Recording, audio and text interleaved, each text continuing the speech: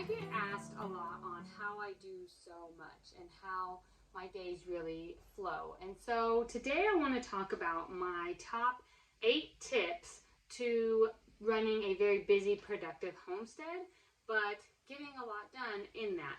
And some of them may surprise you. Some of them are probably things, yes, you already know, but they are definitely ways that I get everything implemented into our homestead. That we get everything done and that the girls also get a lot of free time in this.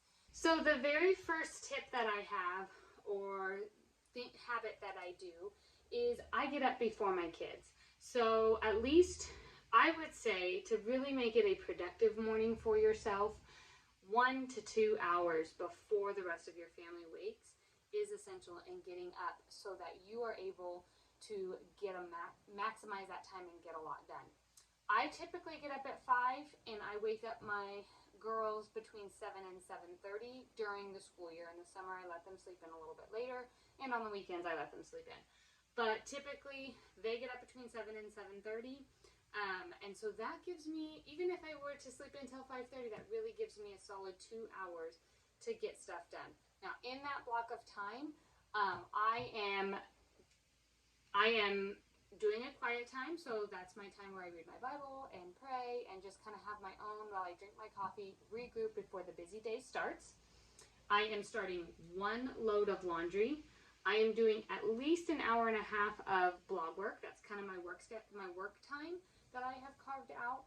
I am a morning person, so doing this in the morning time for me, I'm the most productive at that time. I am wiping down any countertops at that time, and I'm getting dressed and making my bed all before I wake the girls up. Sometimes I will even have breakfast prepped, and I may even get a batch of bread started and in the oven to rise before they get up. But a lot of times I usually wake them up and then I'm doing those things while they're doing their part and what they need to do in their morning routine. Okay, my tip number 2 is, I kind of said it in my last tip, is do 1 load of laundry every single day. I promise you that will change your whole life in the laundry department. If we are a family of 5, if you have a bigger family, then you may need to do 2 loads of laundry a day. But it really helps to stay up on the laundry. So I start that in my 2-hour block when I'm awake before everybody else.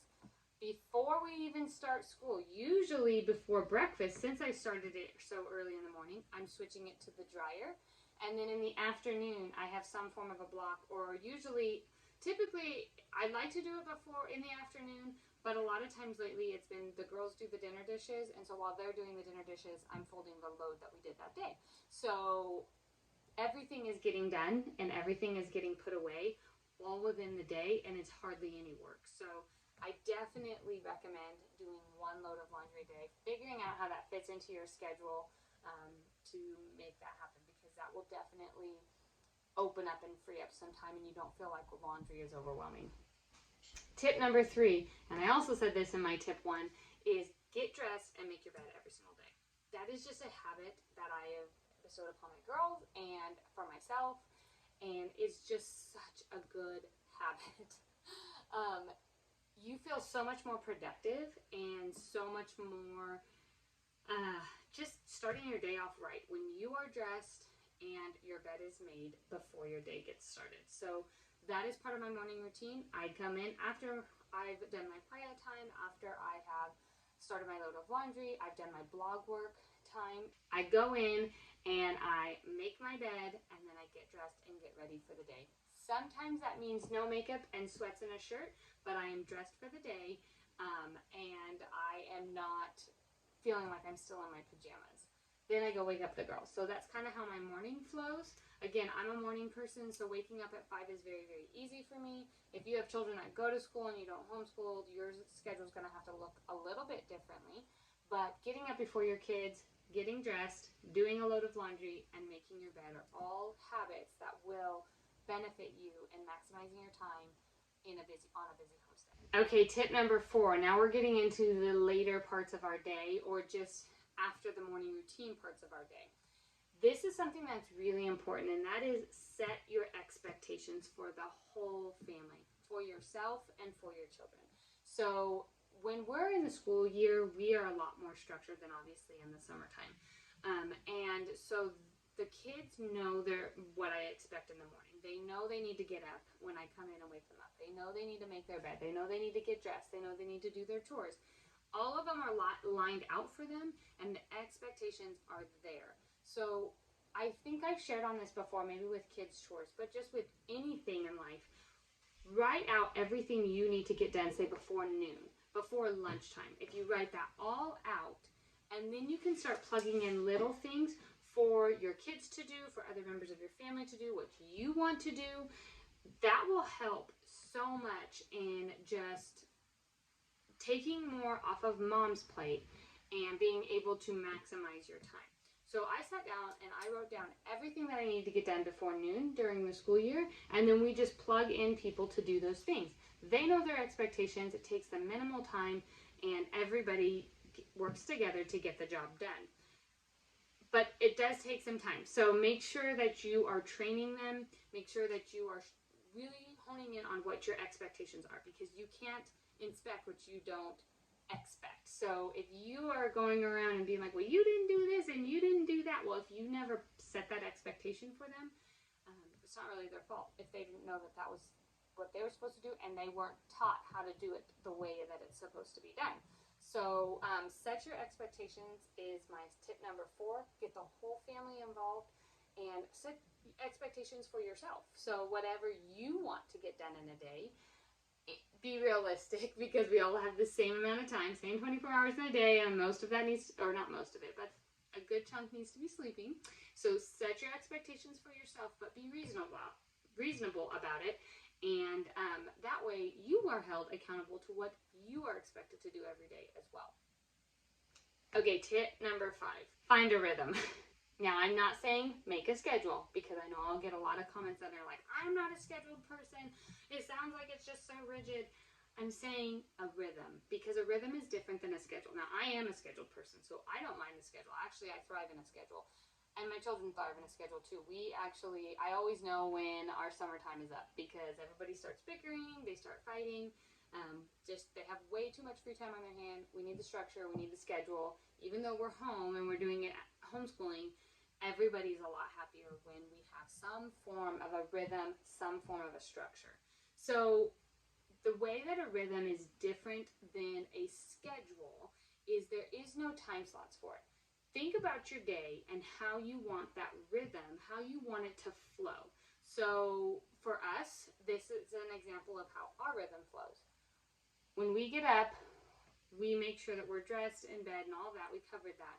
And then we make sure all of our farm chores are done. That means all the animals are fed before our day really gets started. And there's certain things that fall within that are chores, if you will, or homestead chores, which could be making bread or butter or things like that. That's all part of our morning rhythm. There is no time slot for it. Whether we get up at 9 in the morning or 6 in the morning, that rhythm still needs to be there. So the schedule is more like a time slot for everything. A rhythm is more like, how do you want your day to flow? What are the things that need to be done first, second, third, and last? And so get yourself some form of a loose rhythm. So for us, this is what it's like. We get up and do our farm chores, and then we all meet at the table for breakfast. When we sit down for breakfast, we do a Bible time and I read aloud. This is during the school year. And then it's everybody cleans up breakfast, and then it's time for school. And so everyone goes into the schoolroom, grabs their books, and they can go off wherever they wanted to do school. If they're working with me, we typically stay in the school table. Sometimes we'll sit on the couch, but we do school. And typically school's from about 9 to 12, but if it gets done early, it gets done early. After school, right around lunchtime, so we're planning out our lunch, we're prepping our lunch, cooking it, then we'll eat the lunch. After lunch, I try and do some form of a rest time, and I'll get to that as one of my habits, but some form of a rest time. Take a break, sit down, grab a cup of tea, cup of coffee, whatever is your jam, have the kids go off and play, relax, and just recharge. You kind of need that middle of the day recharge, otherwise you get really run down, and so rest is really important. After that, then we do some kind of task of the day, and this is during our school time. So when we hit a task of the day, it can be something very simple, it can be something very large. So right now at the beginning of our school year, we're still canning, we're still gardening, where there's a lot of stuff still happening to put up food. And so sometimes that task of the day may be mow the lawn, sometimes it may be change out the clothes for the season, some days it may be iron dad's shirts, but a lot of times too, it's whatever task of the day that we can all work together. And so it can be picking cherry tomatoes out of the garden, snapping green bean ends, anything like that. The task of the day doesn't need to take very long. It can be short, it can be long, whatever it is for you, but that is when we try and get that done. Then it's a lot of free time for them. I try and do a little bit more blog work or whatever project I want to work on for that day. Again, setting your expectations for yourself, but being realistic in those expectations, not overdoing it to where you're frustrated that you didn't get everything done that you had planned that day. Be really realistic, and that's really difficult for me, so I'm preaching to myself here, but make sure that you try and set them low. And then in the evening time, then we prep. They do free time, and then we do prep for dinner, cook our dinner, clean up. I usually fold the laundry while two of them are doing the dishes, one of them is showering, and then we have family time and then bedtime. And that's kind of the rhythm of our day. There's really no time slot in any of that. It's just how it works. If I have errands, I try and do that after lunchtime, or if we're going into town for co-op or something like that, then I try and do it. I try and maximize when I'm going into town. I do it all at the same time if I can. And so that's kind of how our rhythm works. Find the rhythm for your family and how that's going to work for you and your household and how you want your house to run, and then implement that, because having a rhythm maximizes your time. Having some form of a plan, I'll say schedule if you will, but you don't need to call it a schedule. I like to call it a rhythm. Find that and set the tone for your home so that you are able to maximize your time. Okay, so tip number 6 is, I kind of mentioned it last time, is the task of the day. And that's something new that we started. And basically, I have a schedule up on the refrigerator, and it's just going to have kind of what our rhythm is. I have it in a sleeve, and so it just says the task of the day, whatever it is. It could be something really simple. It could be whatever you need to get done that day that all hands need to be on deck to do. And so it may take 10 minutes, it may take an hour, but having that, they know the expectation. They wake up, they can go look at it, and they're like, oh, okay, so today we're going to pick cherry tomatoes out of the garden, or today we're going to wash all the bed sheets, or whatever the task of the day is. Put it on there. I usually just pick one, and then we do it all together during the afternoon after lunchtime. So that kind of goes with rhythm, because you want to not overdo it, but it is nice to have some form of a plan of some form of a big project that you want to do all together. Tip number 7. Okay, so this one is going to catch you off guard, but plan out a rest or slow time.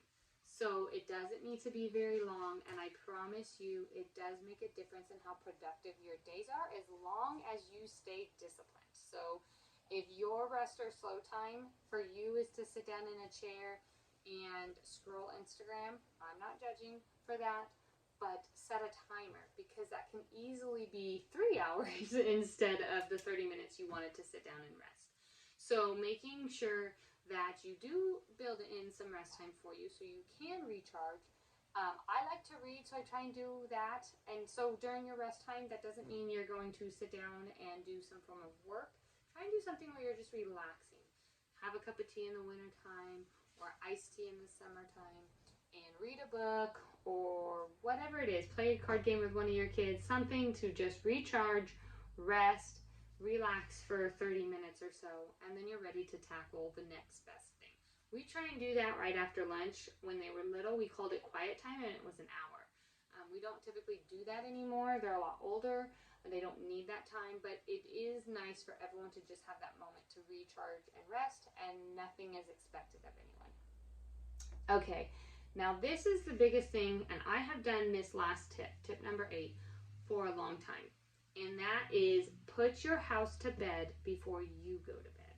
And what I mean by that is everything needs to be back in its place, the dishes done, your coffee prepped for the next day, whatever is out back in its home before you go to bed.